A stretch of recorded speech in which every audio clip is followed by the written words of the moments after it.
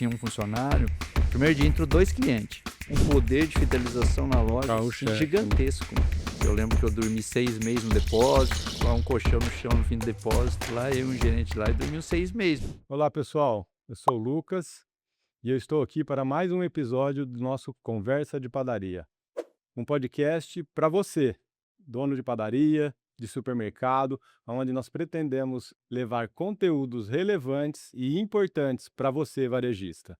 E hoje eu estou aqui com um amigo, uma pessoa que é um case de sucesso, ele e, consequentemente, toda a sua família, sua empresa, de crescimento, de superação e de conquistas.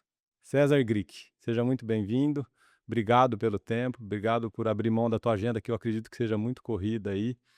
E queria que você começasse se apresentando um pouquinho aí de você, da tua família e da onde você veio. Acho que, pessoal, nós temos aqui um cara que tem a raiz. Você que assistiu o primeiro episódio, a raiz da onde o César veio, eu estava aqui batendo um papo com ele nos bastidores, no começo.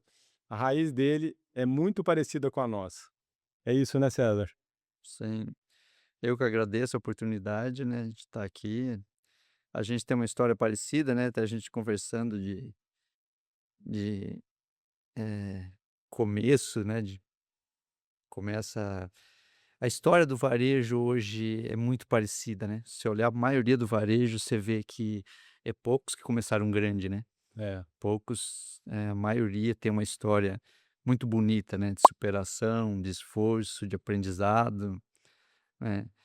Como você falou, a gente começou, assim, quase caímos, né, no varejo, né, não foi a gente saiu do Paraná, trabalhava na zona rural, num pequeno sítio familiar, sem experiência nenhuma em varejo, e fomos parar em Ribeirão Preto, numa padaria com 3 sócios, né. Que legal. Sem experiência nenhuma, mas acho que o que mais faz a diferença, que eu levo muito hoje para minha equipe, né, é o entusiasmo, é a força, é a sintonia, né, isso a gente tinha muito, não tinha conhecimento, né, mas tinha muita força de trabalhar, Coragem. que necessitava muito na época, né, a padaria abria às 5 horas da manhã e fechava às 11 da noite, de domingo a domingo, não fechava em nenhum dia do ano. Hum. E a gente tinha muita força para trabalhar. E o que eu ia falar é exatamente o que você comentou, né, muitas vezes não, acho que a maioria das vezes a gente nem imagina, aonde a gente iria chegar, né.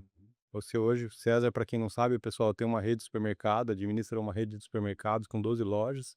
É isso, né, César? São 12 Sim, lojas, sim. eh, e nós temos a nossa empresa, né, a nossa indústria. E a gente quando começou, quando a gente caiu de gaiato na questão da padaria, né, jamais a gente imaginaria onde a gente ia chegar. E acho que assim é com muitos empresários também, né, quando começaram, né, o seu negócio, empreendendo, porque é o que você falou, a gente não tem dinheiro, a gente não tem conhecimento, mas a gente tem muita coragem de empreender e de arregaçar a manga e trabalhar, né. E eu acho que é isso que aconteceu com vocês também, né, vocês vieram para cá e começaram de uma padaria, assim como nós, né, como a Gol de Pão começou de uma padaria também.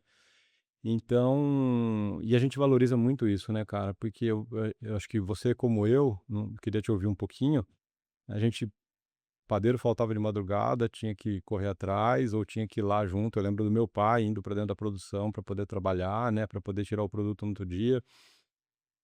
Ficava no caixa, abria, fechava, né, o que você falou, domingo a domingo, não tinha dia, não tinha hora, não tinha festividade, então a gente e eu vi muito meu pai abrindo mão de viajar, né, de poder passar momentos, às vezes, com a família por conta do negócio que dependia 110% da gente, né. E acho que com vocês também não foi diferente, né, vocês agarraram mesmo e começaram dessa forma, não foi? Sim, com certeza, né. Eu lembro quando eu vim para Ribeirão, tinha 13 anos, a minha folga era de domingo das 2 da tarde às 6, né. Meu pai e minha mãe nem folga tinha, era direto, direto. Foi muito difícil um período, assim, por um lado muito difícil por trabalho, por outro lado dava um entusiasmo danado, porque via que, valia a pena financeiramente, né, Uhum, para quem não tinha nada, né, e uhum, via que era uma oportunidade de proporcionar uma coisa, melhor para a uhum. família, né, então foi bem difícil, né. A gente começou a padaria, foi em 89 quando a gente veio. Daí depois de 3 anos, de 89, onde é a loja 1 hoje, meu pai tinha um pequeno salão lá que ele tinha comprado e montou uma mercearia, fui eu e um funcionário lá, né, Começar a mercearia. começar a Eu mercearia. ia perguntar justamente isso, como é que foi o pulo, né, da padaria para o supermercado? Então foi isso, teu pai mas aí foi algo intencional, ele falou: "Eu quero montar uma mercearia, eu quero partir para o ramo de varejo mais amplo", né, no caso supermercado, ou foi uma coisa: "Ah, vamos colocar alguns produtos aqui, né, começar a aumentar o portfólio, porque já que o cliente está aqui dentro, vamos aumentar e tentar aumentar o ticket médio". Mas foi algo intencional por parte do teu pai? Não, é quando a gente veio pra padaria, a gente era 3 sócios, né, 3 tio, né, 3 irmão da minha mãe, meu pai e mais 2 irmãos. E daí como foi o negócio foi dando certo, uns tios foram vendendo a sua parte e comprando outras padaria, né. A família chegou a ter 7, 8 padaria em Ribeirão depois, assim, Nossa, é muito é, igual a história. foram Não cada um sabia. foi vendendo sua parte, comprando outra. E a gente também era sócio na época, no final já era quase 100%, só tinha um tio que tinha uma pequena parte, e daí montou essa mercearia lá que era para mim tocar ali, ver se dava certo. E eu lembro no dia que abriu lá, umas coisas que marcam a gente, no primeiro dia que abriu, eu só tinha um funcionário, primeiro dia entrou 2 clientes, né, e uma coisa que eu brinco muito com o pessoal hoje lá de prevenção de perca, que é uma coisa que a gente bate muito ruptura, né, e no primeiro dia eu tive 50% de ruptura, né, porque eu tive 2 clientes que entrou, um levou 5 pão francês, eu lembro até hoje, e o outro queria comprar feijão e eu não tinha Não lembrado de tinha. comprar feijão para vender. Então foi 50% de ruptura, né. E daí meu pai, minha irmã e minha mãe tocava a padaria e sustentava lá a mercearia, né, porque No começo não fechava a é. conta, né. Daí, lá onde a gente tem a loja 1 não era nem asfaltado, era um Era bem bairro afastado em mesmo. desenvolvimento ainda. A mercearia não só tinha rebocado, não tinha nem pintura por fora, era um negócio bem Que ano foi isso? foi em 92, 34 anos. sim. E daí foi progredindo, em um ano melhorou muito, né, e depois de um ano e pouco já Comprou feijão é, depois de um ano já tinha melhorado bastante o movimento, aí meu pai vendeu a padaria e levei a família toda para para trabalhar na mercearia. sim. E vocês ficaram por quanto tempo só com essa loja ali, César? Você lembra mais ou menos? Acho que uns 10, 12, acho que uns 15 anos. É porque essa Só com uma loja. essa mercearia ali, ela teve acho que 7 ou 8 ampliação, né. E Eh vocês foram quando a melhorando, gente abriu, acho que tinha, acho que 80 metros quadrados. Daí ia puxando mais um pouquinho, puxando mais um pouquinho, puxando mais um pouquinho. vocês iam ampliando, Conforme ia até virar uma loja mesmo, sim, que é onde é hoje, né.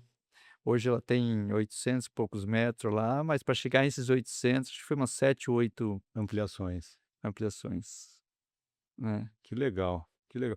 E aí como é que foi o movimento, César, a gente já indo já um pouco para a trajetória um pouco mais para frente, como é que foi o movimento de abertura de lojas, né? Como é que foi, eh, como é que vocês viram essa questão? "Puxa, acho que tem oportunidade por abrir a segunda loja", aonde foi? Porque hoje nós estamos falando, vocês ficaram 15 anos, 34 anos, com 15 estão falando que vocês começaram a ampliar mais ou menos de 20 anos para cá, né? E hoje vocês já estão com um número bastante expressivo de lojas, sei que vocês têm plano de continuar crescendo, né? Eh, como é que foi esse momento, assim, de falar: "Puxa, a gente vai sair de uma loja, né, não é mais uma mercearia, mas de uma loja única para a gente começar a ampliar a rede", né. Porque muitas vezes isso vem de uma necessidade da própria família, né, você fala: "Puxa, a família é grande tudo, a gente precisa fazer o bolo crescer para poder começar a sustentar todo mundo". Mas como é que foi isso dentro lá de vocês? Como é que de quem partiu essa decisão? A segunda loja foi uma oportunidade, a gente sempre teve um espírito muito empreendedor, acho que doei assim, foi doado isso do meu pai, né, meu pai sempre foi uma pessoa muito empreendedora, sempre, né, sempre era ousado, sempre que nunca estava parado, sempre queria fazer alguma coisa, eu acho que a gente herdou isso dele, né, e a gente depois, acho que foi mais ou menos 15 anos, a gente tinha um clube de compra de algum supermercado e teve um associado lá que estava querendo parar com a operação, e a gente foi conversando, deu certo, foi um grande desafio também, que assim, ali foi uma escola, porque a gente já tinha uma certa experiência nessa época aí de tocar, mas era de tocar olhando as coisas, né. Barriga no balcão É, mesmo, né. daí foi o grande desafio de administrar a distância, né, que foi em São Simão, estava 50 quilômetros. Ah, já era outra cidade É. então. E na época, hoje os softwares são muito avançados, naquela época não tinha softwares avançados desse Era jeito, o então, olho do dono ou de alguém de confiança ali deu mesmo. a gente deu uma apanhada no começo, para entender como administrar isso à distância, né. Mas acho que depois dali que conseguiu estruturar, depois começou a ser natural, né, depois você aprende a administrar a distância, você ter uma ou ter 10 não muda tanto assim, só muda a escala, Você né. vai escalando. Sim, Mas você já aprendeu o modo operante, né, um modelo de trabalho ali. Quando vocês foram para São Simão, vocês compraram uma loja lá sim, desse parceiro de vocês lá. E aí eu acho que ali realmente deve ter sido, como você falou, a grande escola mesmo, né, que é o que você falou. Uma coisa é você administrar, você tem o teu irmão, às vezes está trabalhando, ou alguém da família que está junto aqui próximo, mas uma loja à distância deve ser um desafio bastante grande mesmo, né, porque é o que você falou, a questão da perda é algo muito relevante para o supermercado, né, César? É algo que é porque a margem é extremamente baixa, né, nós estamos falando de alto giro, uma margem baixa e qualquer dinheiro dinheiro jogado no lixo, né, por um desperdício ou por um não controle, realmente deve virar um pouco o ponteiro. Então acho que esse foi um grande desafio para vocês poderem fazer essa administração mesmo, né? sim. E um desafio também, porque na época a loja um tinha 400 metros quadrados, aí compramos essa loja, ela tinha quase 1.000, acho 900 e poucos, é uma loja que vendia o dobro do que a gente vendia, né, então a gente cresceu 3 vezes o faturamento na época e foi um desafio, né. Eu lembro que eu dormi 6 meses no depósito, né, Você na que foi época para que lá então. cortava custo, com um colchão no chão no fim do depósito lá, eu e um gerente lá e dormi uns 6 meses no De depósito. fato mesmo, dormiu mesmo? Dormi mesmo. Caramba. Não consegui arrumar casa, demorou, depois nos 6 meses que a gente conseguiu alugar uma casa na época. E uma coisa, assim, um desafio que eu vejo no empreendedor, que a gente durante muitos anos, tudo que o negócio gerava era para o negócio, Reinvestia. né. A gente foi ter casa própria faz 5 anos, né, sempre era sempre negócio, negócio, negócio, dinheiro fazer um negócio, dinheiro fazer um negócio, e até hoje a maioria o negócio vem para o negócio, né, então Só um parênteses, eu tô impressionado com a semelhança da história, cara. É muito igual, de verdade, é muito igual a nossa história mesmo. A gente tivemos a mesma visão, ó, vamos reinvestir no negócio, tudo. Agora a gente está no momento de olhar um pouco para o sócio, mas sabe aquele ditado, empresa rica, sócio pobre, né? A gente tinha um pouco disso, lógico, dentro de um certo equilíbrio, porque realmente a gente que veio, né, de baixo, tudo, e a gente reinvestia tudo que tinha ali dentro, né? Seja dentro da fábrica, no nosso caso, seja, né, nos clientes, você sabe que tem a necessidade de colocar equipamento incomodato, tudo que é um capital intensivo precisa ser colocado. Então é algo realmente louvável, né, porque a gente abre mão porque normalmente os sócios tendem a olhar mais para pessoa física do que para pessoa jurídica, às vezes a gente acaba sacrificando, né. Então eu tô impressionado com a semelhança da história, cara, que legal, que legal. E aí como é que foi? Aí vocês fizeram lá e depois compraram essa loja, e aí vocês começaram a abrir organicamente ou continuaram comprando lojas de parceiros, de concorrente? depois de São Simão veio Santa Rosa, acho que foi, não consigo lembrar direito, mas acho que uns 5 anos depois, 6. Lá a gente adquiriu uma área e construiu. Foi a primeira loja que a gente começou do zero, né. Então vocês foram primeiro para fora, para depois retornar para É, Ribeirão. daí a terceira foi Santa Rosa, a gente construiu, daí não tinha nem um ano de inaugurado Santa Rosa, surgiu uma oportunidade de um prédio em Tambaú, Uhum. de uma empresa, uma concessionária de carro que tinha lá e teve problema e tinha ido para leilão, a gente adquiriu o prédio e depois de um ano e meio de Santa Rosa já veio a loja 4 Tambaú. Que Aí legal. depois de uns 4 anos a gente voltou para o Ribeirão com mais E 2, aí que foi foi a Zé Renner e a lá do Novo Shopping? Lá é, da West Shop do lá, West Shopping. a Zé Renner e da Costa Silva.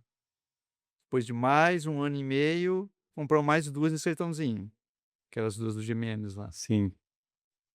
Daí depois veio de lá veio Santa Rita, que é a loja 10. Daí de Santa Rita veio Araraquara, que é a loja 11. Daí Essa eu a não conheço, hein. 12, o ano passado veio a Essa eu 12 e a fui 13, que é essa eu fui na inauguração lá em Casa Branca e Casa Vargem Grande. fui em Vargem. Lá, aliás, a loja lá ficou maravilhosa, né, ficou linda. E daqui 3 meses vem a 14, que é Leme. É, segura aí, vamos falar de futuro já já. Ô César, você falou um pouco aí, eu queria agora entrar para dentro do supermercado, né, da loja. Você falou um pouco aí sobre os 2 primeiros clientes, né, um entrou para comprar feijão e o outro entrou para comprar o pão francês. E aqui de novo nós estamos falando do ambiente de padaria, né. Como é que é para você, ou como é que é para o GRIC, né, qual é a visão que vocês têm de padaria, né? Porque, a gente ouve as pessoas falarem, meu pai falou aqui no primeiro episódio, ele explicou uma história de um diretor do Pão de Açúcar, que ele via a padaria como um pilar, mas como é que é para vocês isso lá? Porque, pelo que você falou, o cara primeiro entrou para comprar pão, né, e o segundo para feijão, mas como é que vocês enxergam a padaria dentro do supermercado? A padaria tem uma importância gigante em fidelização, né. Ela não é um dos setores com maior expressão em Faturamento. faturamento, mas a fidelização, pão francês, né, eu acho que é um dos principais itens da loja, né. Que é uma coisa durante um bom tempo, né, que meu pai acabou virando padeiro, né, meu tio na época era padeiro e, Tá pela raiz, né. que trabalhava, e eu lembro que, assim, tinha cliente que vinha de longe por causa do pão francês, né. É uma coisa que tem hora que eu chego na loja e fico chateado que o pão francês não tá tão legal, alguma coisa assim, porque é uma oportunidade de fidelizar gigante, né.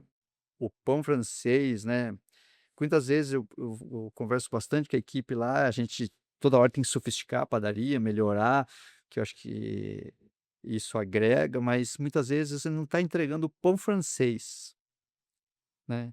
O pão francês ele tem um poder de fidelização na É o loja, assim, carro-chefe, né. gigantesco.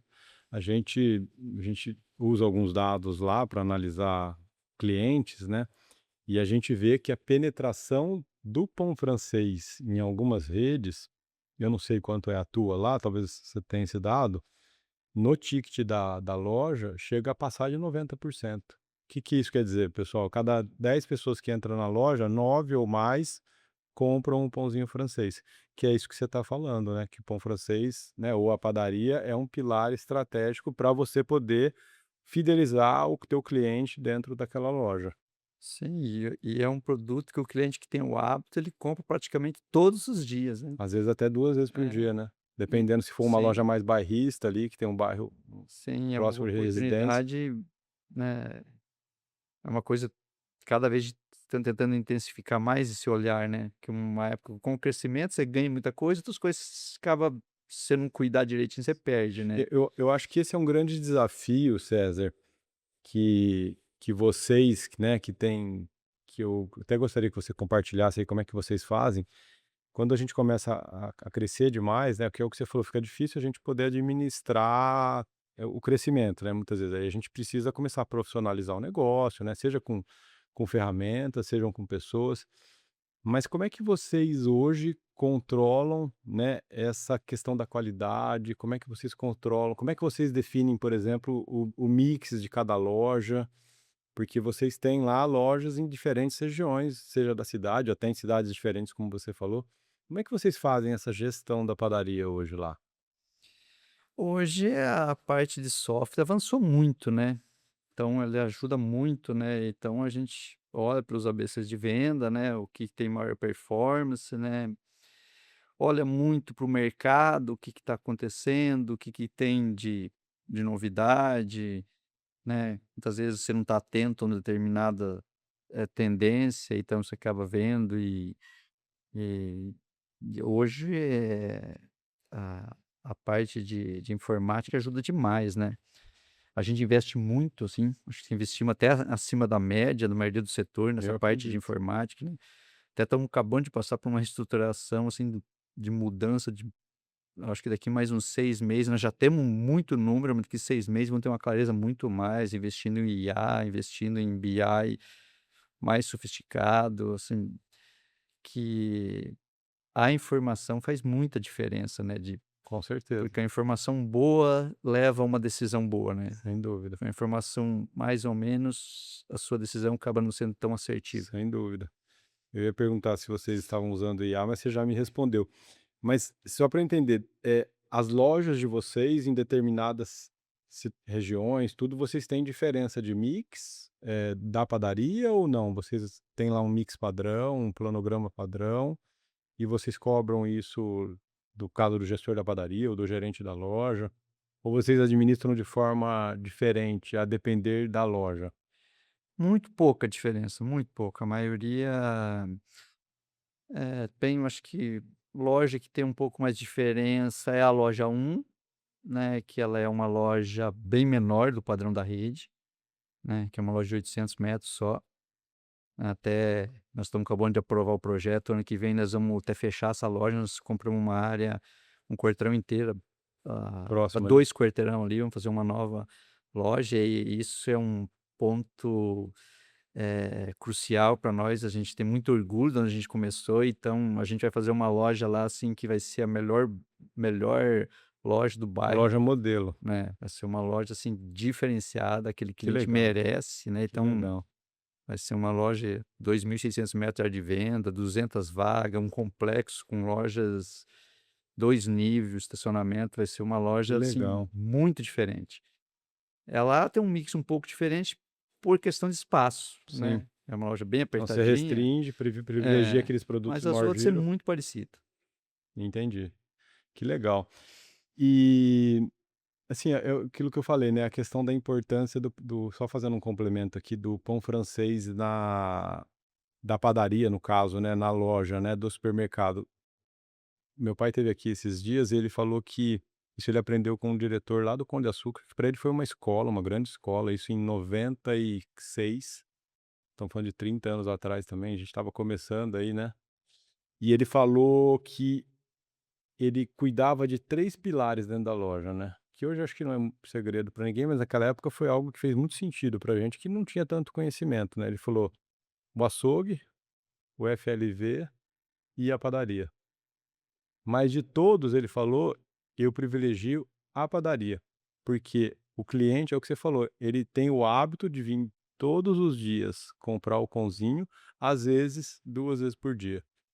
A carne, né, é um diferencial, mas às vezes ele compra para semana, compra para 3, 4 dias, mas o pãozinho francês, ele vem para comprar praticamente todos os dias, às vezes de manhã e à tarde.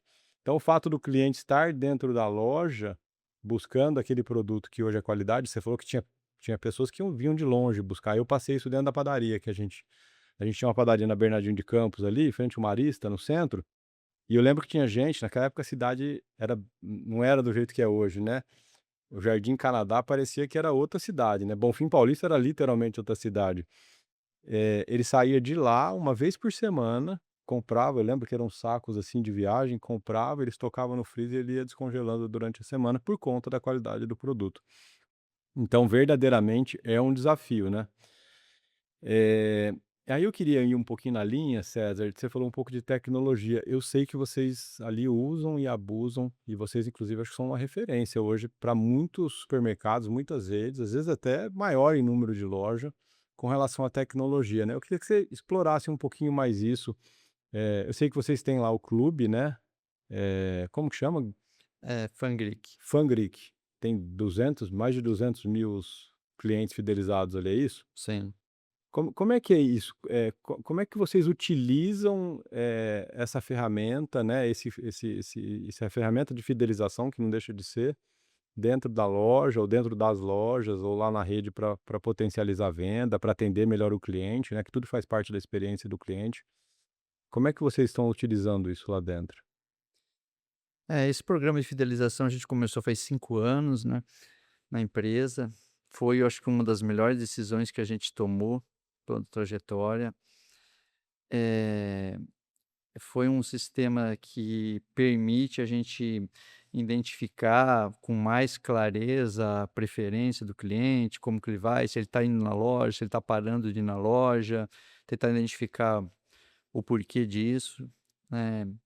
Uma coisa que ajudou demais a gente muitas vezes consegue fazer uma oferta hoje melhor, mais direcionada, porque antes quando não tinha o plano de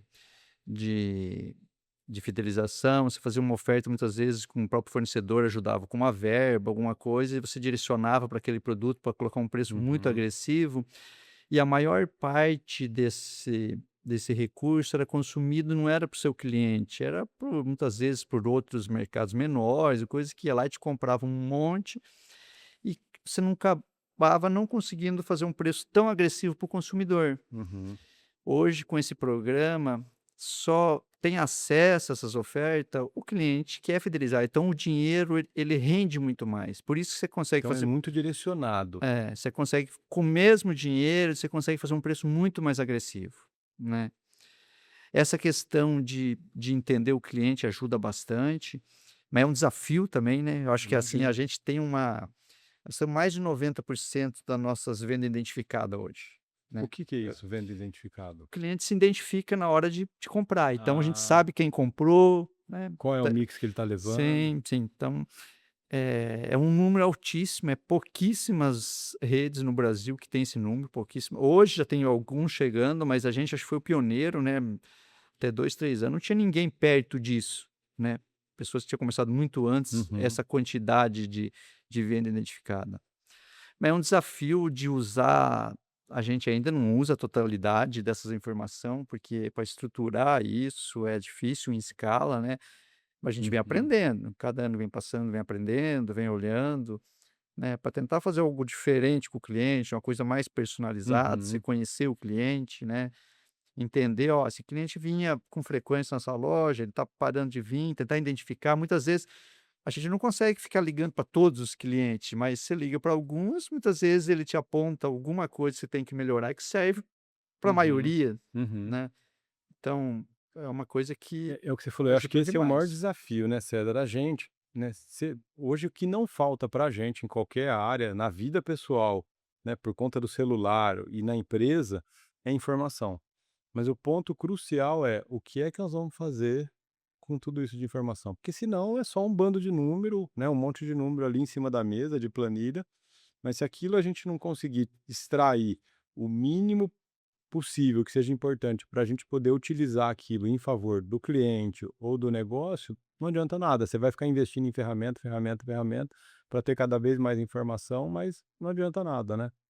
Sim, com certeza. É o grande desafio. A gente fala muito lá no pessoal de marketing e trade, né.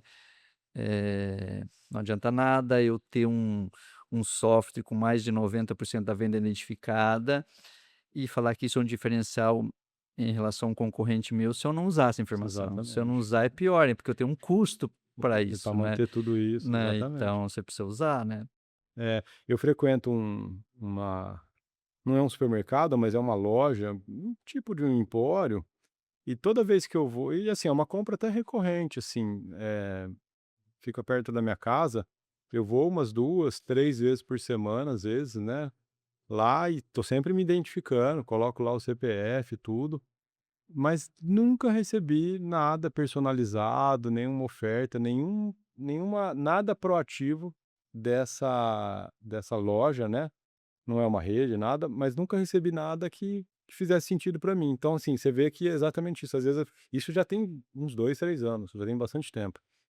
Então a gente vê que realmente é um desafio para todo mundo utilizar a informação a nosso favor e a favor do cliente também, né. E o assim, e o cartazeamento, né, eu vi que vocês estão fazendo isso já de forma digital já também, né, vocês pararam de ter aqueles cartazes lá, porque eu lembro que eu ia no supermercado antigamente, né, a gente ia vender, tinha uma sala lá com as pessoas escrevendo, né, ou as promoções do dia, tudo. Isso tem a ver com o Fangric ou não?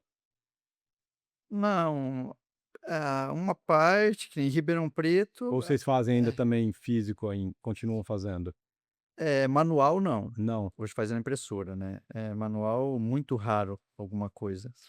Eh, os grandes cartazes, tipo Ribeirão Preto, que é uma particularidade, porque a gente tem problema de cidade limpa, né. Então, você Ah, coloca tem uma cartaz lei, né. grande para fora da cidade, a cidade não permite. Tá se cogitando de dar uma flexibilizada nessa questão, mas por enquanto ainda não. Nas outras cidades, É um pouco mais flexível. lá é flexível a isso. mas a gente mudou faz alguns anos para tudo via impressora, porque é um padrão melhor, Sim. fica mais nítido, fica e agora nós estamos começando a fazer uma mudança também no início, testando, que a tendência é cada vez que os cartazes quase sumam. Vai virar Não tudo vai ter painel de mais. LED, Ah, vai virar televisão, então a gente está fazendo alguns testes, algumas lojas, já colocamos ali na Zerrenda alguma coisa, já acertamos essa semana, vamos colocar mais 3 lojas, algumas coisas assim, e vão testar, que a tendência é ficar mais padronizado, ficar mais atrativo, ficar mais rápido, né, porque você uhum. tem um custo grande de aquisição no começo, mas ao longo do tempo você Se acaba se dilui, se é, paga. né. Ô César, e me surgiu aqui agora, né, a gente acaba lendo um pouco, né, eu vi que tem algum varejo, eu não sei se no Brasil já tem isso já, mas eu queria ouvir tua opinião e saber se vocês pensam nisso e qual é a tua opinião com relação a isso, a questão das etiquetas digitais dinâmicas, né. Parece que eu li que o Walmart nos Estados Unidos já ia começar a implementar a etiqueta digital dos produtos, mas que eles se garantiram que não ia ter o dinamismo ali de estar mudando conforme o horário ou o fluxo de clientes. Eu tive lá recentemente, não vi nada disso, é tudo físico ainda, né, tudo manual ali, mas eu queria saber se vocês já pensam em utilizar isso, que eu acho que é uma coisa que é o que você falou, facilita muito, né, mas essa questão do preço dinâmico, isso é uma realidade ou é só boato por enquanto? Essa questão de etiqueta, acho que deve fazer uns 12 anos, acho, 15 anos no Brasil que se começou. Teve alguns supermercados que fizeram Tudo isso já? essa experiência, né, tem algumas lojas que eu não consigo recordar quem que foi as primeiras, não lembro se foi já o Serve, não lembro, que colocou. Na época a gente andou estudando isso aí, mas teve assim, tinha muita coisa que, não comunicava direito, não ficava certo no produto, questão de custo, e acabamos optando por não Seguir. e a gente vê também que nesse período teve algumas lojas, redes, né, que tinha várias lojas que colocaram em alguma loja, e é muito raro você ver ele colocar na segunda loja, né, você Ou seja, a praticamente não experiência não foi vê, boa. né, então, não sei, mas tem barreiras que naquela época não é superada, mas com a evolução pode Claro, ser que daqui a um tempo seja mais viável, né. Mas isso é uma coisa que não tá para não no estamos radar de estudando, né, vocês a agora. precificação na produto a produto não. A gente Legal. está olhando para a questão de promoção mesmo, né, Uhum, na parte uhum, promocional. legal. Sabe uma coisa que eu queria saber, César, era assim, vocês já são uma rede relevante, né, estão com 12 lojas, você falou aí agora que já está com planos de expandir. Eh, ou seja, você já não é mais uma loja que tem aquele atendimento do dono, né, você ficava no caixa lá, o teu pai, né, todo mundo. Vocês hoje já têm um tamanho interessante, mas ainda não se posicionam, nós temos as contas nacionais aí, né, Pão de Açúcar, o Carrefour, tudo isso, né. Ou seja, vocês estão ali no mid-size, né, no meio do caminho. Eh, como é que hoje o GRIC se diferencia, né, porque, de novo, eu não sei se vocês isso que eu queria ouvir, como é que permeia a cultura, né, se vocês conseguiram trazer essa cultura de uma loja de dono, né, para dentro dessas 12 lojas de vocês hoje, futuramente mais, eh, e como é que vocês competem com essas grandes contas que acho que têm um poder de compra talvez maior, né, enfim, se posicionam de uma forma talvez mais agressiva. Eu não sei, posso estar falando aqui alguma bobeira, aí você me corrige. Mas como é que vocês hoje como é que o GRIC se diferencia, nesse mercado do meio aí? Eu acho assim, uma é a velocidade, né, então a gente não tem toda essa escala quando as contas nacionais, mas a gente tem uma velocidade muito rápida de reação, né, enquanto uma grande ela encontra um problema ou uma oportunidade, leva Um tempo para pela validar, tem que passar para burocracia, pela diretoria, né, para não sei a quem. gente tem uma velocidade muito grande, né, então se eu sen a gente sente uma necessidade de um cliente, uma oportunidade, a nossa decisão é imediata geralmente, né. Empresa Então de dono a mesmo, né. empresa é É. familiar, né, então a gente, tá em cima do negócio, a gente tem parte da direção, a maioria dos colaboradores são colaboradores já antigos, né, que tem muito a nossa cultura, né, então é uma Isso é decisão importante. muito rápida, né, e conhecer também o cliente, né, porque tem muitas redes nacionais que atuavam só em outras regiões e vieram para Ribeirão ou região aqui, e tiveram muita dificuldade, né, Alguns conhecer foram até realmente embora, né. como que o cliente.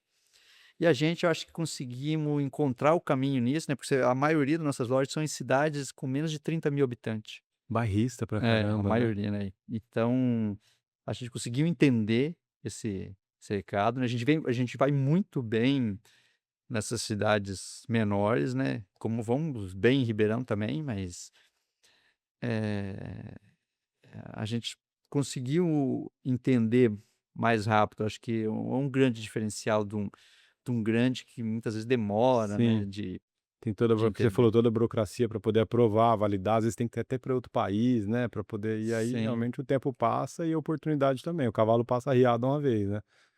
E como é que vocês decidem abrir uma nova loja, né? Vocês hoje você falou, a gente está falando muito de tecnologia aqui, né? Vocês têm algum estudo? Eu sei que existe o Geofusion, né? Que não sei se vocês utilizam lá, tudo.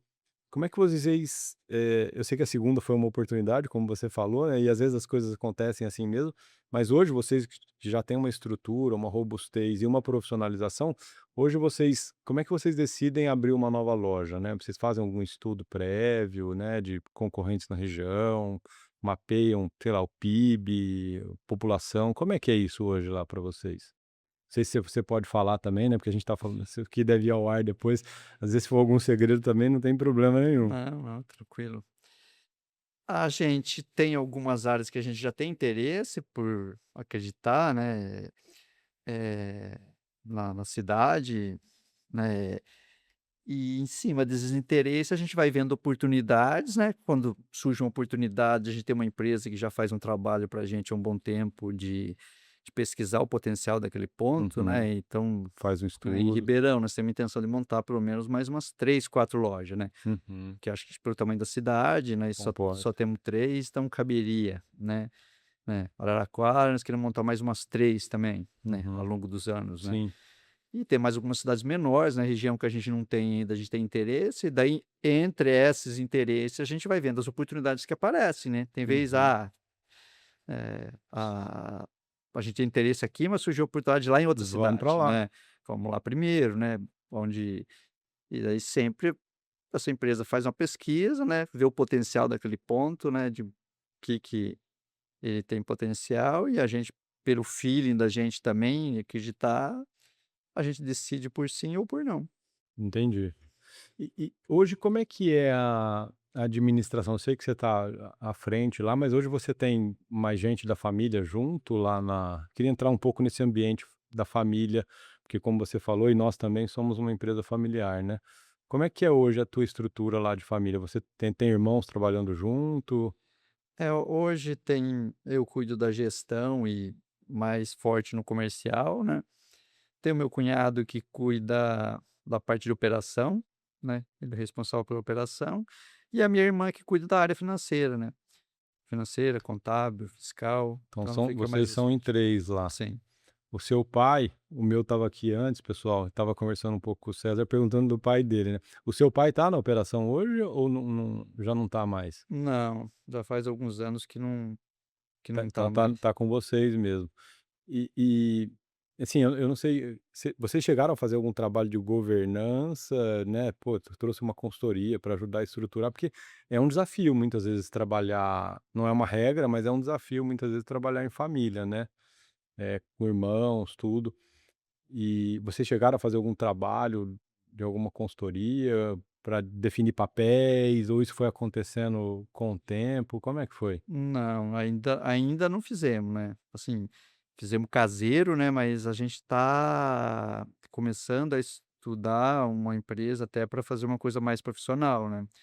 Porque hoje nós 3 estamos na direção, né, a gente se dá muito bem, mas agora vai começar a vir nossos filhos, né, É depois vem uma geração, noras, né, tem o meu filho que é o mais velho, já está comigo aí já fazer 4 anos, já está trabalhando lá.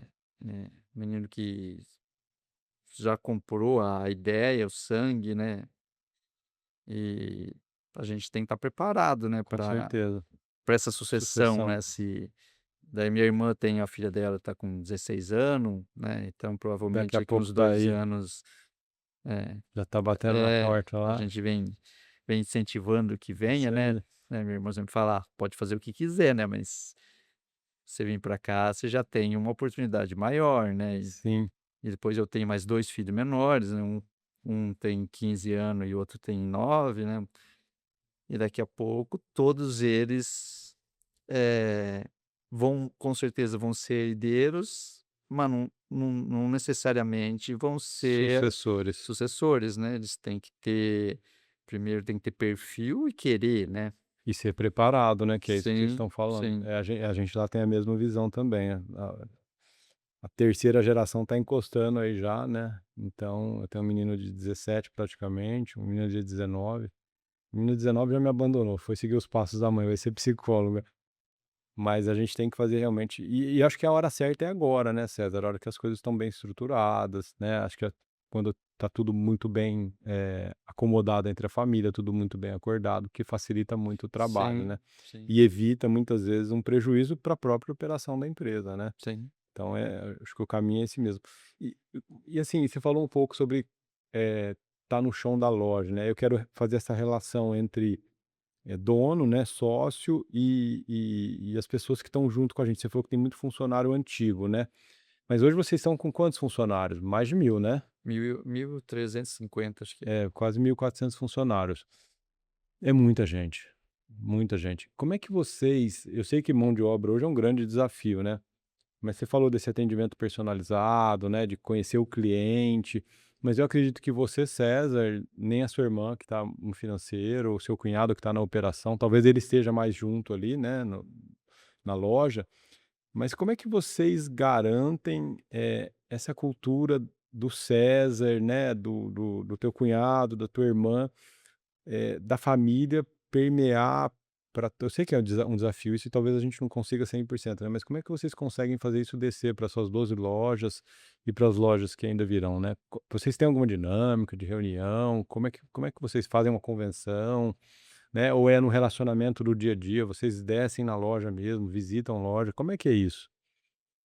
Ah, esse é o grande desafio. É, Esse é o grande desafio, né, que de todos é o mais relevante, né, porque o sucesso da empresa está nas pessoas, né. sem dúvida. O restante é tudo uma consequência, né, então, o que faz a diferença são as pessoas que estão lá dentro, né, então essa cultura é um desafio diário, principalmente que vai montar a gente está em 9 cidades, né, indo para a 10ª cidade agora, então é mais difícil um Com pouco, né, certeza, a de distância. né, a gente procura estar perto, né, procura investir principalmente na liderança, né, a gente tem alguns programas de apoio, né, de melhorar as pessoas, assim, não só como operação ali, mas como pessoas mesmo, Uhum. assim. A gente veio fazendo um trabalho desde o ano passado, de mentoria para toda a liderança, né. O Rogério, ele é um mentor que foi me indicado por outros amigos que faziam trabalho e tem ajudado muito nisso, né. Eu vejo muitas vezes colaboradores, assim, da área de liderança vêm até agradecer, falou: "Nossa, eu melhorei em casa, melhorei com a minha família", É, a né. gente ouviu relatos desses também lá na empresa. Porque a gente, né, Isso é muito bom, a né. gente olha muito para o colaborador, né, porque não tem como o cara dar um bom resultado ele não estando bem. Tem que estar bem em Sim. casa, tem que né, porque antigamente a administração, acho que mais antiga, olhava muito para a quantidade de hora que trabalha, né. É, Hoje a nossa visão é o que com entrega, né. é completamente Não diferente. Antes era aquilo, né, da porta do portão para fora não importa o que acontece do portão para fora, né, importa sim, hoje sim. Então é uma pessoa só, né, então a forma como ela está em casa vai refletir automaticamente no trabalho, a forma como ela está no trabalho muitas vezes vai refletir dentro de casa, né. Então a gente ouviu muitos relatos desses, a gente também investe muito em pessoas lá.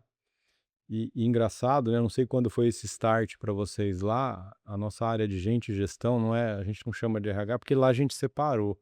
A administração de pessoal foi para a área administrativa, então folha, ponto, essas coisas mais processuais foi para uma divisão, e a área de gente e gestão cuida só de pessoas, né.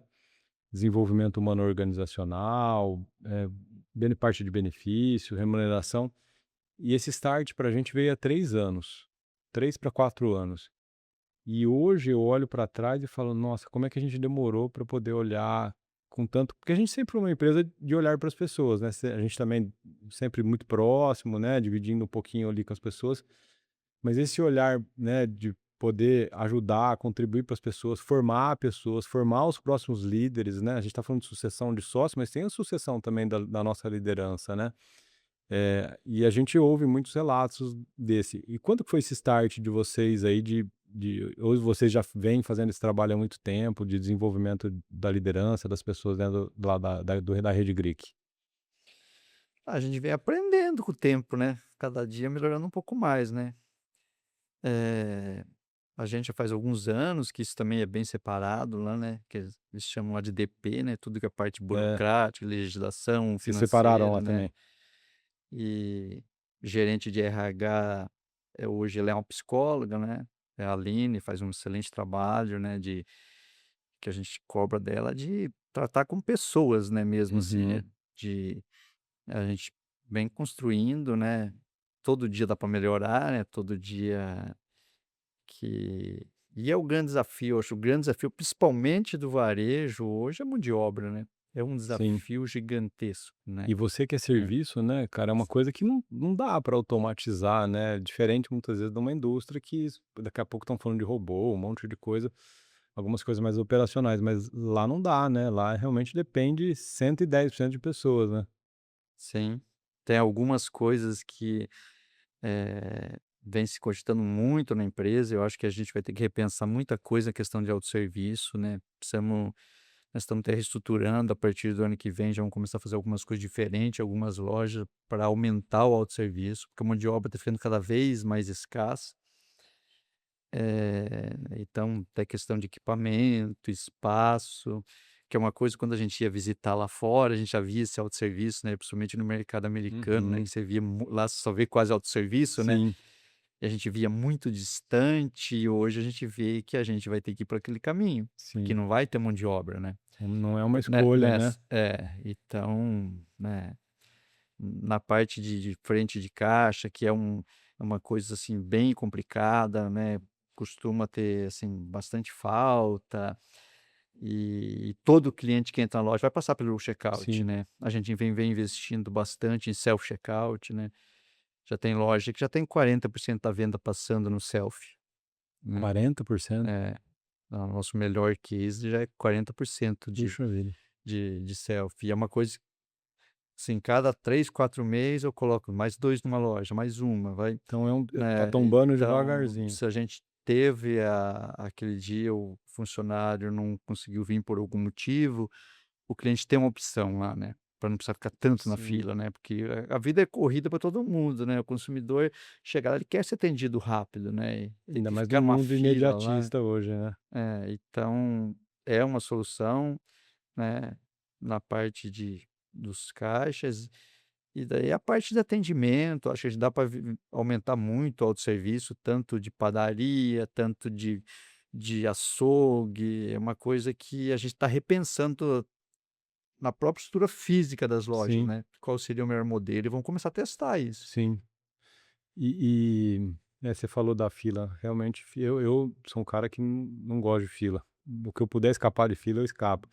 E às vezes você faz falando um pouquinho da experiência do cliente, né, às vezes você dá um belo de um atendimento na padaria, no açougue, na rotisserie, em qualquer lugar, né, a loja tá linda, maravilhosa, tudo, mas chega no final ali, a hora que ele vai passar na boca do caixa, a experiência dele acaba sendo ruim, porque faltou, né, 2, 3 caixas ali, ele acaba ficando um tempo grande na fila, ele sai de lá às vezes meio irritado, né, porque acabou desgastando um pouquinho ali, mas acho que realmente é o caminho, e de novo, não é por uma escolha, né, por uma necessidade. E aí, César, caminhando aqui para o final, porque não parece, mas já faz quase uma hora que nós estamos aqui batendo um papo, olhando, você está falando um pouquinho de olhar para frente, né, você falou de ir lá fora, olhar o modelo do pessoal que está lá já, um pouquinho à frente. Como é que e aí voltando de novo para a padaria, né, você falou, como é que você, César, enxerga, a padaria E aí, de novo, padaria pode ser em produto, quanto para um modelo de atendimento, de serviço. Como é que você enxerga a padaria no futuro dentro do supermercado? Você já parou para refletir nisso ou ainda não? É algo que não está tanto no teu radar? Sim, assim, como você falou dos pilares lá do Pão de Açúcar, que, eu também concordo, né, acho que, você pega tudo que for, que esteja interferência, manual da equipe, padaria, açougue, frios, é um diferencial. Você vai para a linha C, com o Omo é igual em toda loja, Sim, o Nescau é igual em todas as sim, lojas, né. Agora uma carne de diferente é uma particularidade, uma padaria diferente, um pão apresentável, né, um mix legal, isso diferencia muito. É onde que tem que diferenciar, né. A gente na padaria, eu converso muito com a nossa equipe lá, nós temos um potencial enorme de crescimento, eu vejo assim, dentro da padaria, na é loja. dá para crescer demais ali, né, a gente tem um trabalho até razoavelmente bom, mas tem muita oportunidade de melhorar, muita, muita, né. Uhum. Até estamos mudando a gestão, até quem vai administrar lá, criando pessoa específico só para isso, na parte de gestão mesmo, para ver se a gente consegue alcançar o potencial que ela tem, né. E tudo que tem a nossa mão é uma oportunidade de Sim, diferenciar, né. sim, Ou para pior ou para melhor, né. sim. Então depende da assertividade que a gente consegue ter. E como que você vê o produto em si, né? Hoje, de novo, o carro-chefe é o nosso pãozinho francês aí, né? Nós temos aqui colocado aqui exposto para a gente poder ver. Aliás, tá um cheiro maravilhoso aqui, pessoal. Eh, Como é que você vê, o consumo dos produtos? Você vê porque assim, a gente viu um pouco de movimento da cerveja, né? O pessoal, saindo muitas vezes da cerveja convencional para uma cerveja mais artesanal, né, o um pouco mais elaborada. A gente sabe que isso é um pouco nichado, mas como é que você vê o hábito de consumo, das pessoas, dessa próxima a gente falou de próxima geração, dessa próxima geração.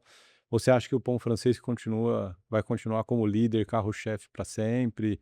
Ou você vê uma gourmetização dessa linha da panificação? Como é que você acha que vai ser isso aí? Eu acho que tem muita oportunidade de mix também. O pão francês é uma tradição, né, a Você come gente pão? muito todos os dias, Ah, é. todos os dias, né, É o pão eh, francês ou você come outro?